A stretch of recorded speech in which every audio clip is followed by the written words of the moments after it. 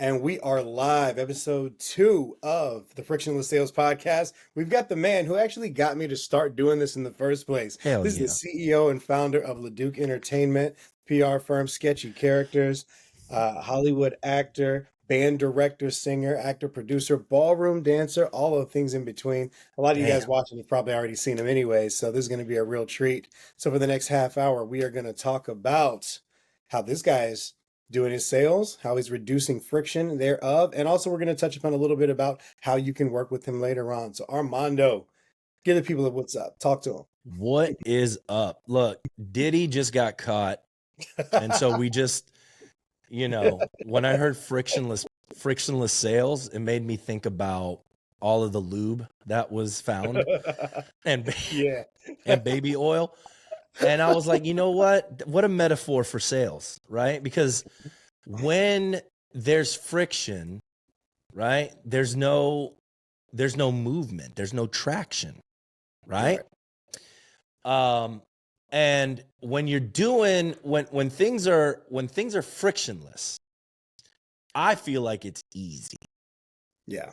Right? That's what it makes me feel like. And when things are easy, everybody's having a good time, right? And no pun intended. So all pun intended. So all pun intended. That's what I'm saying.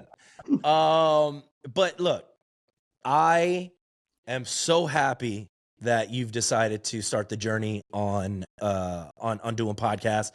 I think this is just the beginning of an amazing journey for you. You know that I've been your number one supporter when it comes to this. So you've got, and every time we have a conversation when it comes to sales, it's always super insightful. And I know we go at it, and it's always always a good debate. So I was really happy to be here. Anyway, so to just give you the kudos for doing something and starting something, because this is going to be super valuable for people that listen. Because what I've noticed about entrepreneurs, and I'm working with a lot of them now, is that they're super focused on operations. They're super focused on processes and procedures and standardizing, and that's great. And you should. Yeah. However, nobody's really thinking about the sales process in depth, and they're like, just because they're uncomfortable with it or because they don't understand it really, they just kind of ignore it. And then they wonder why their business isn't growing, right? And that's like, sales is the lifeblood of your business, right? Like it is what injects cash flow into your company. It is where you get the top line revenue. Like if you don't have money coming in, you don't have a business. And so I'm glad you're starting a podcast that talks about, how to make this process fast, simple, easy, so that you take away the misconceptions of it all, and why sales has such a bad rap, and why sales feels so manipulative sometimes. Because I think that if you have a good product and you understand that you really can help people, then selling should feel like there's conviction behind what you're talking about. And there should be this level of intensity, not because I want you to pull the trigger because I want your money. It's more that I want you to pull the trigger because I know that this is going to help you, right? I know I've been preaching to you for at least a year that you need to start your podcast, right? Yeah. And only because I know that at the end of the day, if you do this, right, the people you're going to meet, the opportunities going to come, the content you can create, like the thought leadership that you'll position yourself to be, top of mind, brand awareness, the whole nine. Like I know it. So that's why I'm so passionate about it when I talk about it. Yeah. Right. And you'll know that when you have a great product and you're passionate about what you do and you're passionate about helping people, then I don't feel like sales is a bad word, and I don't feel like me convincing you to do this doesn't feel like a sale to me. It feels like I have to teach you, right? And bring you into this mindset, right? Because you don't know. Everybody thinks of podcasting in a certain frame of mind. And I'm telling you on this end, I know this, right? Like if you can come over here and put the glasses on here for a second and see this perspective, you may see it in a completely different way. And I think that that's what sales is all about. It's just changing the lens of what people think that they know about a product or service that they're going to buy. I love that. Love that. Changing basically sales is not really getting you to getting somebody to buy your product. It's actually coming in to give them a different lens about what they've got going on day to day. And then when you know that you're actually doing that, then the conversation just changes in immeasurable ways. I wanted to go back. This is the first question I want to do with this interview. I want to go back to something that you just mentioned. You said that um, this is actually about frictionless and geez, I had it just right there. And it just went because I got it. You've known me for a very, very, very long time. And so, the idea is I got five or six all at the same time. I just I caught know it it. back. Since I've been selling, several different products, different companies, my own stuff for a little over a decade, you about two or so. When you say sales has typically got a bad rap, in your experience and in your lens, what do you mean by that? What do people think where sales has a bad rap? And what's your version? I think that sales has a bad rap because what happens is if I have a good mouthpiece and Hmm. I'm good at convincing somebody and they buy it because I have a good mouthpiece, and then 2 or 3 days later they have buyer's remorse because they didn't really want to do it and they bought it because the salesperson had a good mouthpiece. That's bad. That's Mm. bad sales, right? Because the people shouldn't be buying necessarily because the salesperson is such a good salesperson. They should be buying it because it's a good product, right? Right. And that has the case studies, I'm not going to put anybody on blast right now, but I just had a conversation today about a deal that went awry because the guy that was selling the product had such a good mouthpiece, but the product was not good. It And so was what all happened is the person I ain't gonna put that person on blast, you're struggling but so hard not I to say can't. it. I want to, but I'm not going to, because that it does nothing for anybody. Right, right. Putting people on blast. However, there is a lesson here, and I want to make sure that everybody understands what the lesson is. And the lesson is, people can have a good mouthpiece. That does not necessarily mean that the product is good. And so when, people get caught up with somebody's intonation and how they say things and they're, charismatic and they, it's like, wow, this guy's got great energy. I'm feeling it. I'm in it, and then all of a sudden they buy it. Yeah. 2 days later, they're all like, damn, why did I What buy this is thing? what is this? What is what, this? what is this? Right. And so I urge it. And look, people for the most part, are not as impulsive as I am. I Mhm. know as a CEO and visionary, I tend to move fast. And I'm a target for a lot of people because I do make decisions quickly. Yeah. I've learned to since slow down, and Okay. not necessarily just jump on every offer or opportunity that's out there. Sometimes it's just a Yeah. distraction. However, when people feel like they've been had, that's why that's why sales has a bad rap, because it feels manipulative. And if you manipulate somebody into buying a bad product or service, that's why people feel like shit after. You know what I mean? Yeah. And that's why I think sales has gotten such a bad rap, because you have these people that put their trust in the salesperson because, like, okay, the salesperson is the expert, obviously. You know what I mean? And then they didn't enjoy the product. Mm. And that's the That, problem. nice. Nice thing there.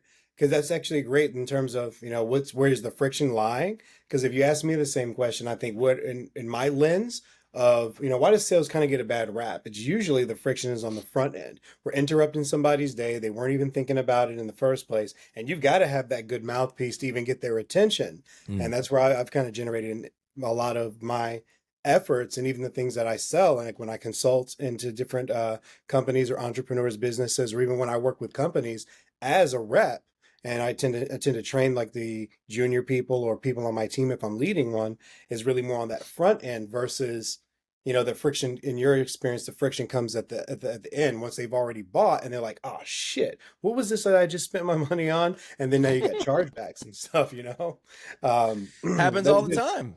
Yeah. When you were learning this, let's say, because I know that you were one of the best talkers ever. Yeah, you sold me on wearing a dress the first day that I moved to New Orleans. Well, hold on. Don't just don't say something like that and that not Okay, like we got explain what what give me like you know what I'm saying? Like give them context. Don't just be all like, right, all right, this dude, all right, So the context. context is here's the context. Here's the whole story.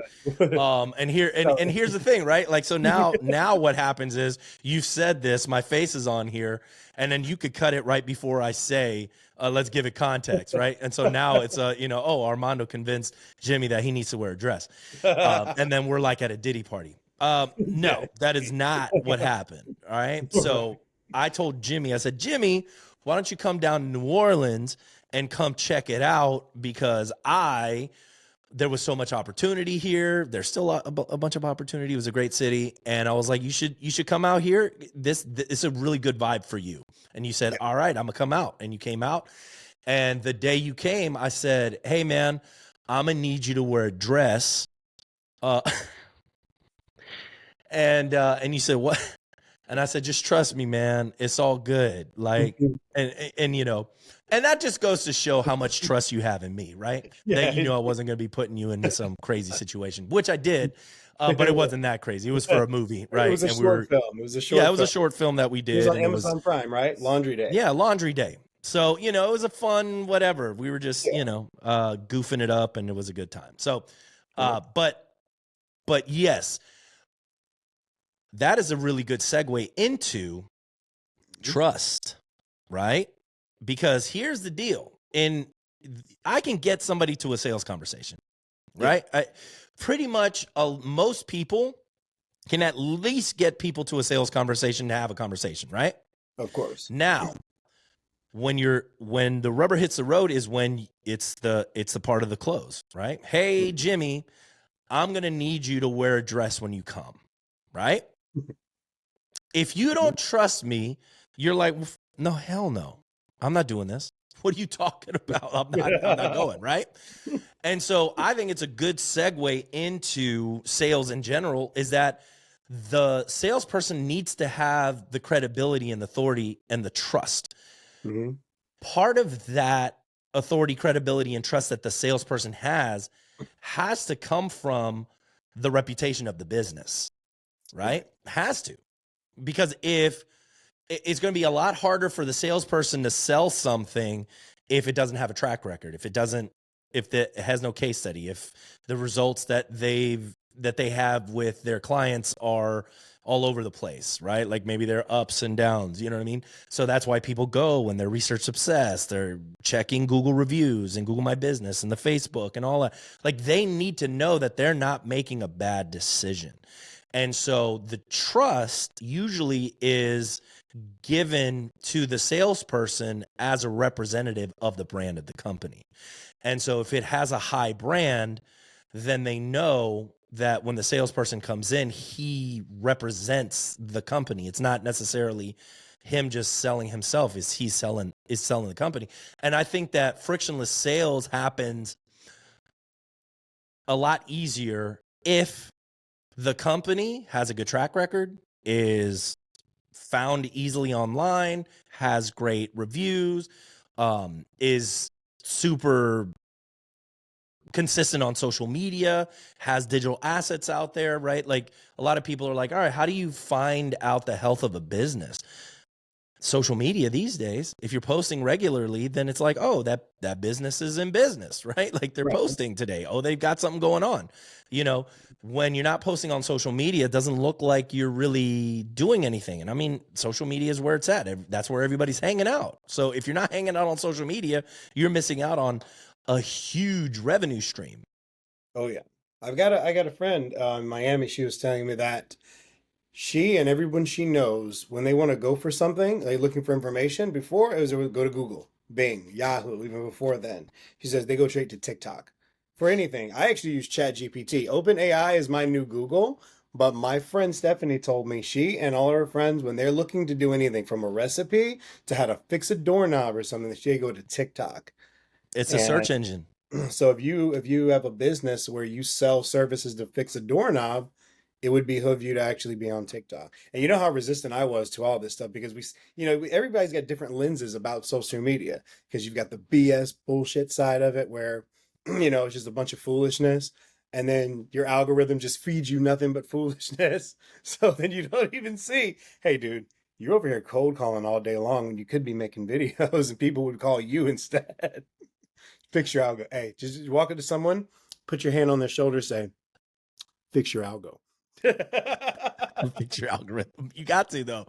I had to go in and clean up a bunch of I had to clean a bunch of mess out of my algorithm because it was just feeding me BS, and I'm like, I don't need this.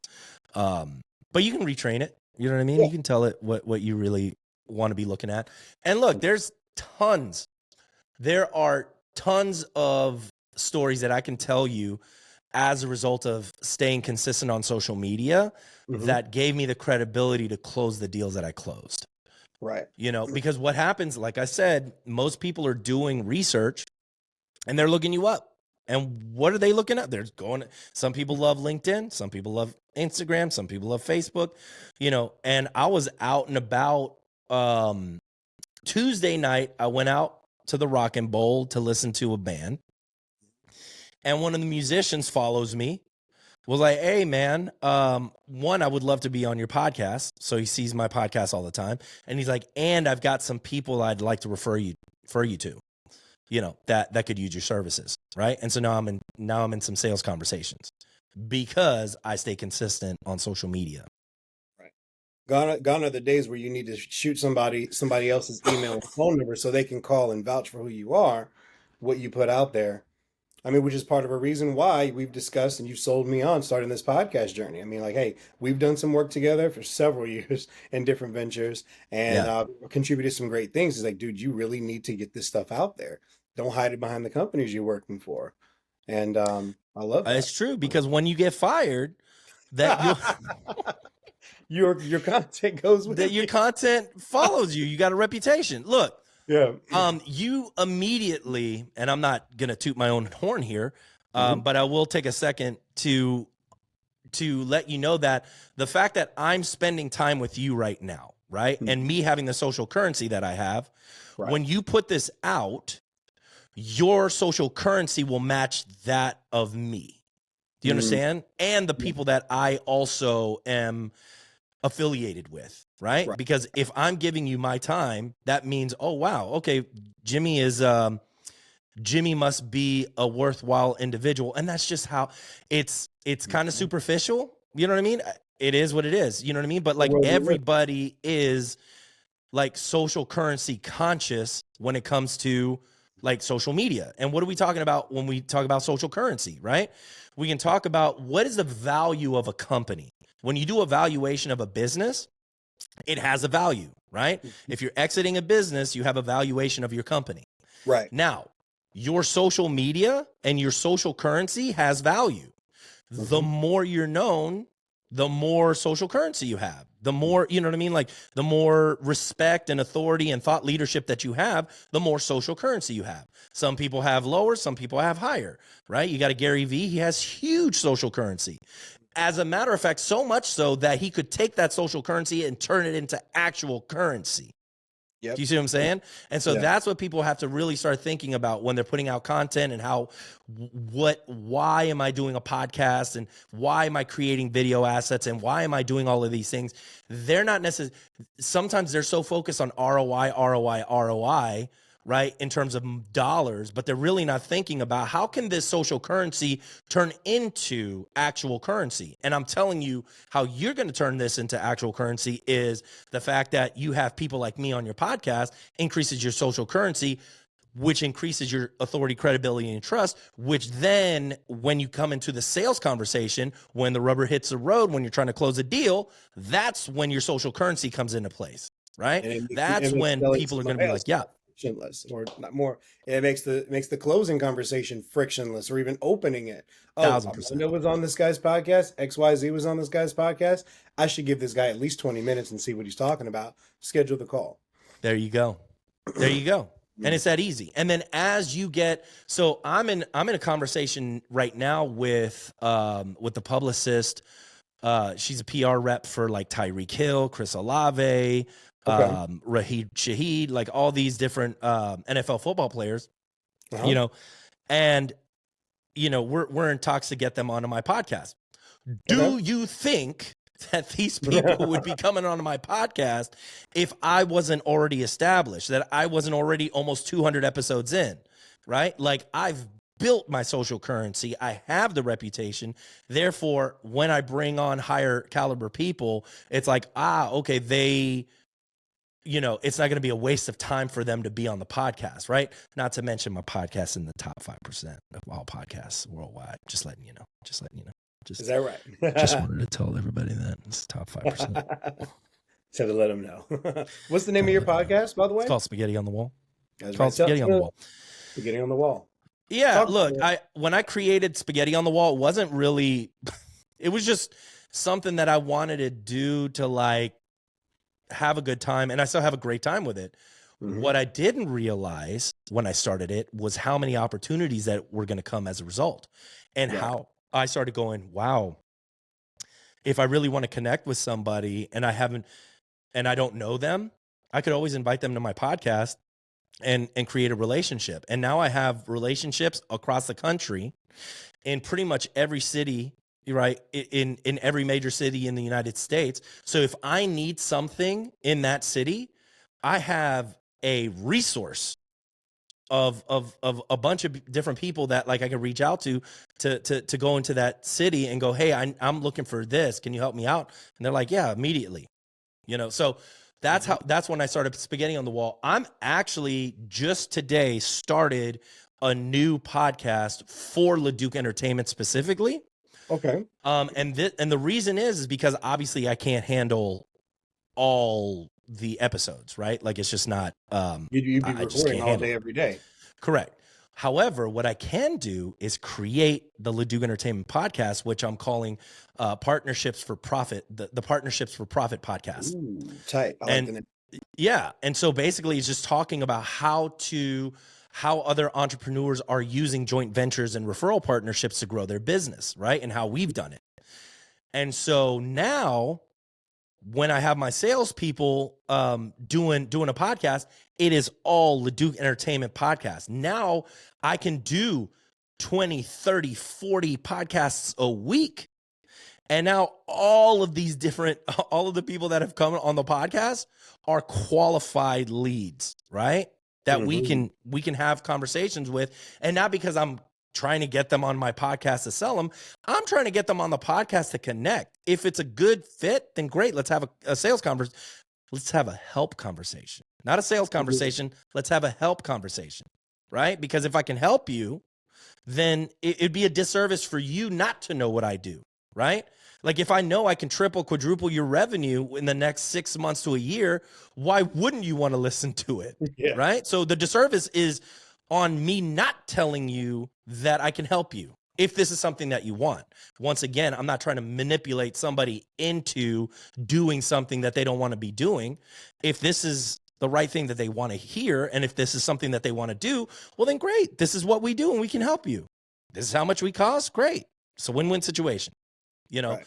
But my point is that now I can open up these opportunity and connections with more people, and I'm building the Leduc Entertainment brand at the same time.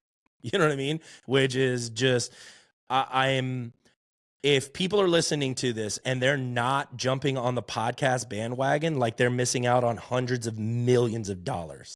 Because here's the deal. All you need is one person that opens the door to let me tell you a story. Let me tell you a quick story, right? There's a guy who I'm actually meeting with here after this call. His name is John Leduc, runs Playbook Builder. It's a it's like Trainual. It's a site where you can put all of your operational procedures, videos, the whole nine, and you can use that as your operations manual online. It's amazing. And then and you can take your operations manual and you can monetize it so you can sell it to other people within your competitors within the industry. That's nice. So it's fantastic. Anyway, guy is amazing. Shakespearean actor, public speaker. And he got in with the EOS community, right? Gino Wickman that started Traction EOS, and strategic coach with Dan Sullivan. And these groups opened up the network to just funnel him business. And he's made millions of dollars off of that one relationship. So please try to wrap your head around. Please try and and if you're listening, please close your eyes and wrap your head around whether or not you could find that one person that opens the doors and that makes you the preferred partner, and that you guys create a strategic partnership or a joint venture where they're just they have the authority. They say, hey, you need to work with so-and-so, and they just feed you guys, and they just feed you business. And now you're a multi-millionaire because of one strategic partnership.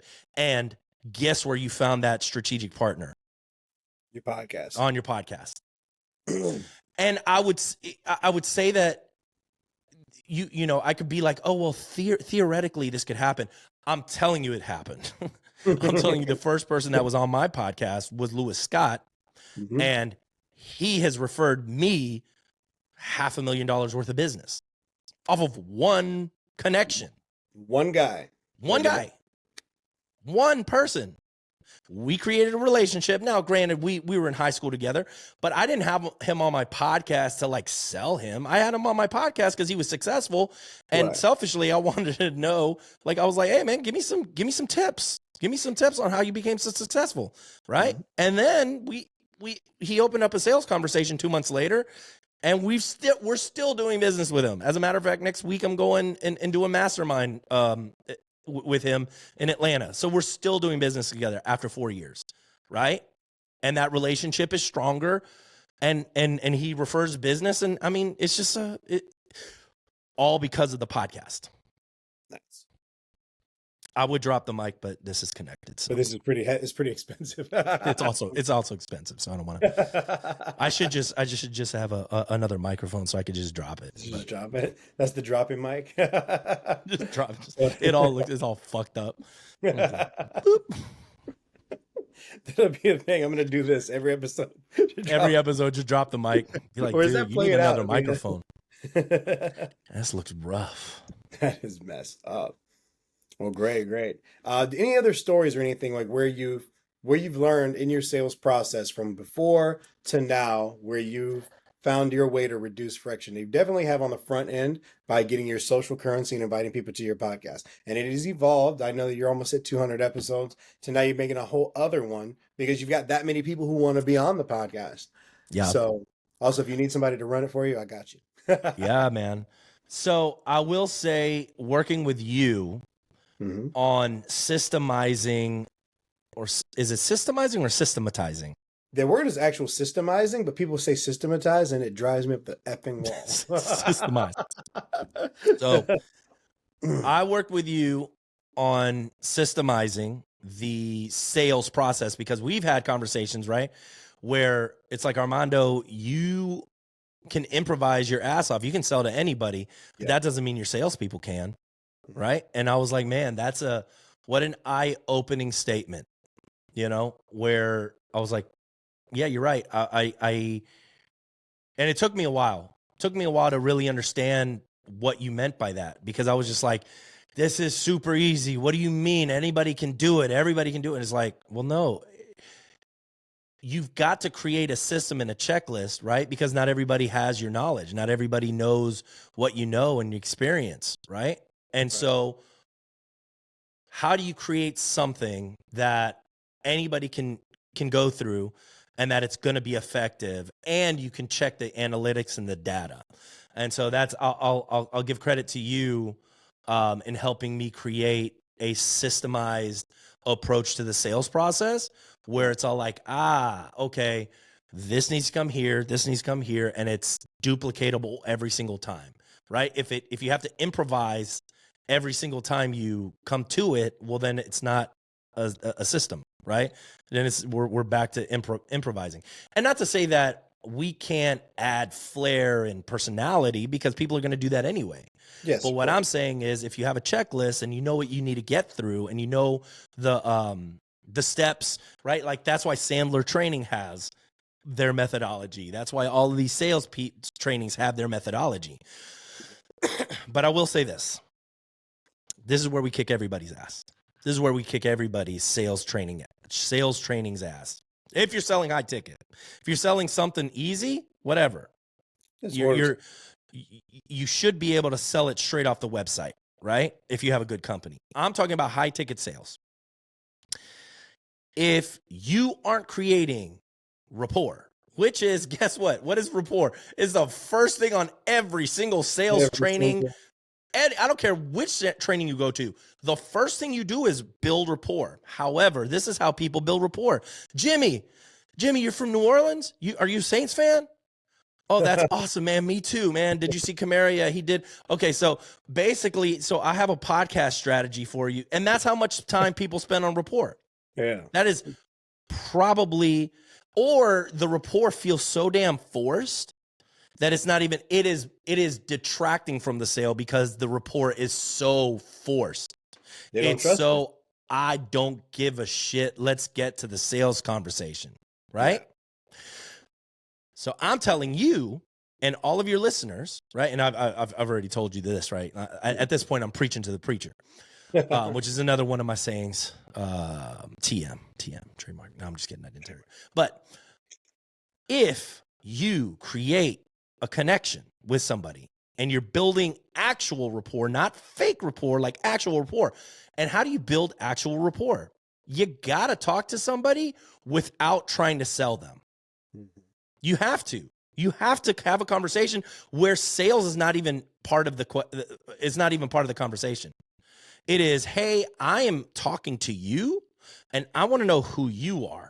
And I want to know, do we even like each other? Right? Like, if we don't like each other, why am I going to do business? Am I desperate? Do I need the business? Right? So, like, if you approach it from a level of, I want to connect with another human being, if that's where you're coming from, and then after that, you guys hit it off, and now a sales conversation or a help conversation can happen as a result, you have beat every single person on the market. Because every single person is doing it the same damn way right now. Mm-hmm. Everybody. The people that are not are the people that are. And look, I loved it. And I showed you this video too. Brad Sugars, who's a billionaire, right? Yep. Member of this speakeasy mastermind that I'm a part of, came onto a Zoom call and talked about this specifically on how he built his businesses and creating trust and rapport through podcasts. I was like, we've been doing this last 4 years. Hallelujah. It felt good. It felt validated. Yeah. That actually gave me an idea. It's going to be the next thing that I'm going to bring up too, because I was always wondering the difference between working in a high ticket agency like yours versus you got sales reps that work with, corporations. Like I have a lot of my career. It's like, when can you do this stuff? You've got to make some way to actually have a conversation that's got nothing to do with the sale. Like usually they say, okay, I got the guy on the phone, get him to the demo right away. There's going to be a way. I'm going to put that into play. Because you may not be able to have every prospect on your podcast, but you can get 20 minutes to talk to them about whatever and them and their company. Then you actually see that you like them and they like you. Then it'll be easy to get them to a demo because they're like, oh shit, I just spent 20 minutes with this guy. I know he works for XYZ company. We didn't talk anything about what he sells. I should probably take another call with him because I like the guy. I cannot wait to see you 6 months from now. Shit, I can't wait to see you 2 months from now. Yeah. Because this is such a transformational tool. Mm-hmm. I can't even, I know I'm super passionate about it.